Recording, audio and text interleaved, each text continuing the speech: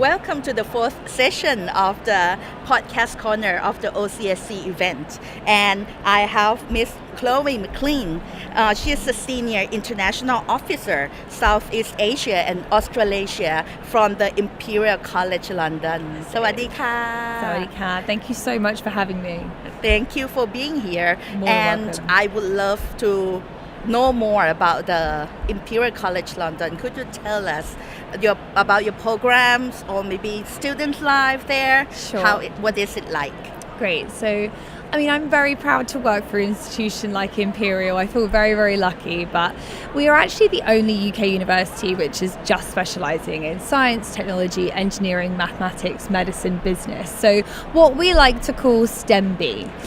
So there's no other UK university which is that specialised, and I think, why would you study at a specialised university? There is a lot of benefits because, say, the world of medicine works with the world of business, and business works with maths, and maths works with engineering. And there's this wonderful fusion between the departments. It means our research areas are so strong, and we've kind of got that reputation worldwide now as the STEM university. So every single student, their mind works in the same way.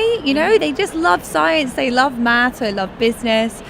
So it creates a really unique environment. So that's who we are as a university, and we're very proud and very lucky that the rankings internationally have reflected that. QS did rank us as the second best university worldwide this year, which was crazy, and the entire office sort of erupted into applause. We were just so happy. Thank you. So it is a university that is demonstrating excellence across graduate employability, student outcomes, quality of the research. Just no matter what you rank us on, we like to think we are delivering the very best that it can be offered to students. And what connections or partnerships do you have with the private or the government sector? Because we are talking about creating an enterprise here. And could you share with us a little bit on that? Yeah, exactly. So at Imperial, again, we were proud that last year the Guardian newspaper said that we were the most entrepreneurial university in the UK.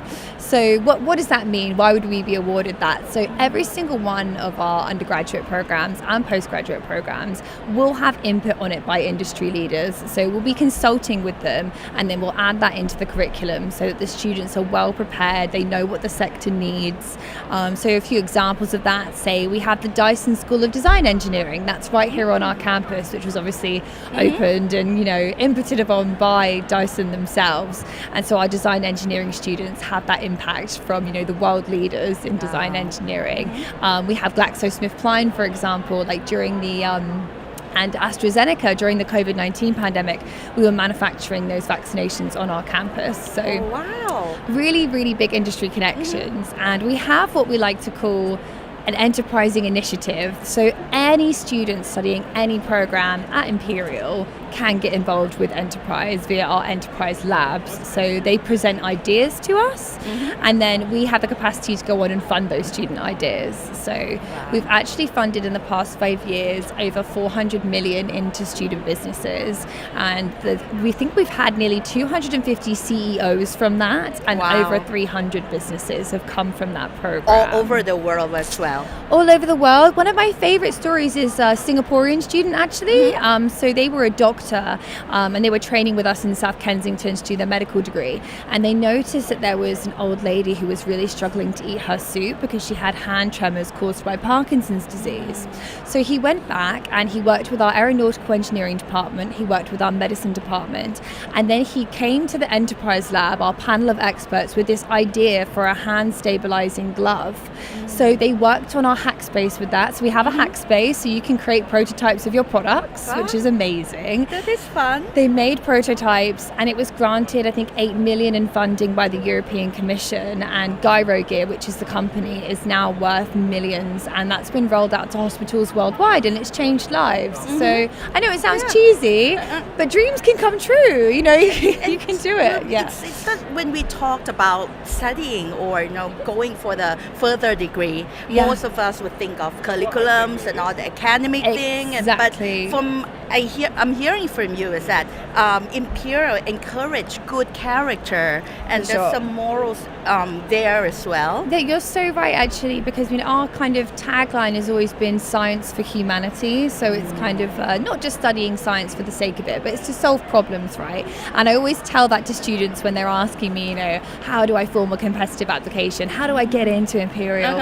And I'm like, well, if there's a problem in this world and you think that maybe there's even a chance that you can improve on it or make it better with your, skills in science and maths and engineering, tell us, because we like to see that you're going to use that degree for good, So you encourage them, like not just during the school days as well, but after they graduate. Absolutely. And we like to hear about it too. So if you're applying to Imperial, tell us what you're going to do with the degree when you graduate. We have such a great international alumni all around the world doing incredible things. So we like to see they're going to use it well. Wow. And how do you encourage leadership or character development in the students during their school time? So there's a few initiatives that we have. So for undergraduate students, if you are an undergrad, we have something called I Explore, and that's where you can take modules that are outside of your core curriculum that still give you credit. So say I'm a biologist and I love biology, that's what I'm doing, but I want to add to my leadership skills, or I'm interested in business or management, I can take leadership and management modules alongside my core classes, and then I can add that towards my grade. So it keeps the students very multidisciplinary, which is very beneficial. Essential. And then for postgraduates, we have our graduate school. So every single student who enrolls as a postgrad at Imperial gets access to all of the classes at the graduate school. And that's meant to fill in the gaps because, you're already becoming an expert in data science, but are you going to be okay when you have to do a presentation interview, or communication, big thing. Things that actually you need in the world of work that you might have overlooked. So there's courses, on presentation skills, or it could be in analytics, or it could be in Excel, who knows? So it's meant to be that you fill in those gaps. And so there are things like leadership and management in there, free coaching, and you also learn a language completely for free as well. So every single Imperial student should come away, if they want to, with a second language of their time. So very good for employability. That sounds like a lot to do and a lot to learn. It is at Imperial.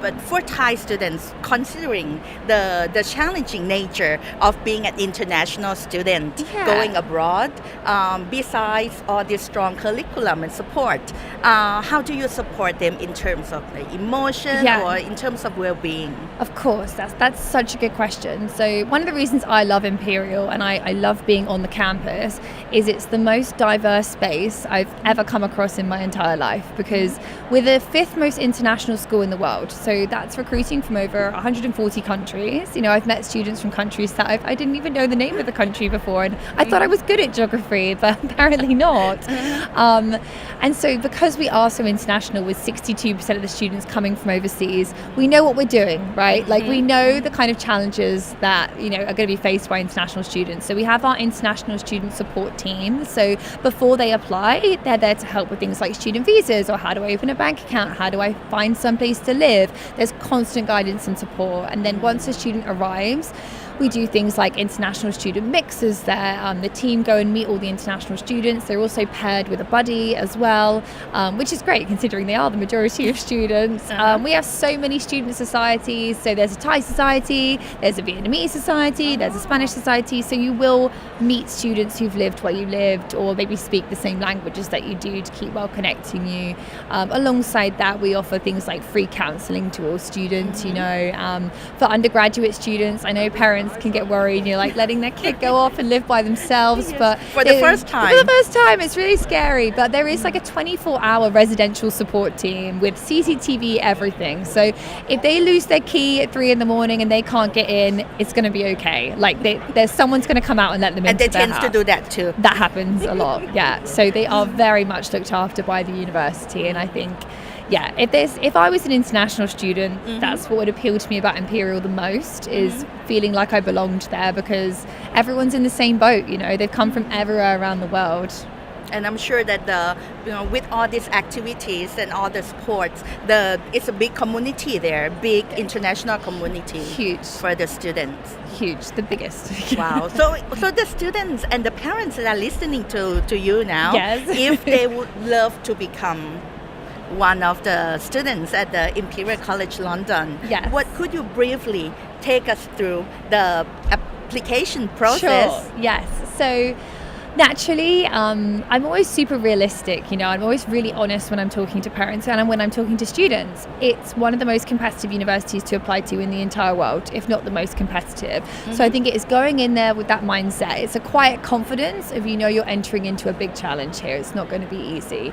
So for undergraduate students, I think the most important thing is to become aware of what those entry requirements are very early on, because we require specific A levels or IBs or APs. So it's pretty heartbreaking when a student gets their heart set on a course at Imperial and then you find out they're not taking maths A level and oh no, I don't want to have to let you down in that way. So the earlier the prep, the better, so they make good choices. We also have admissions tests as well, so start revising for them early. We do past papers online. Make sure you do them under timed conditions. The students are usually very clever and they're very good at doing the actual test knowledge. It's doing it in the right time and doing it quickly that usually catches students out. Yes. Making sure we're doing super curricular activities. That's the main thing we're looking for. So anything that is related to your subject area that is done outside of your regular scheduled classes. That's what we want to see. Could be books, podcasts, it could be documentaries, work experience. There's no set rule book. It's just anything that is really deepening that fascination for the subject area. For postgraduate students, it's more of the same, but they can really start reflecting on what they learned in their undergraduate. And let's go back to that kind of problem-solving mindset here for postgraduate students. So why do they want to master that subject area or do the PhD? What is it about Imperial specifically? Because that's the nice thing about postgrad, is that you can really focus in on why Imperial. So is it our research?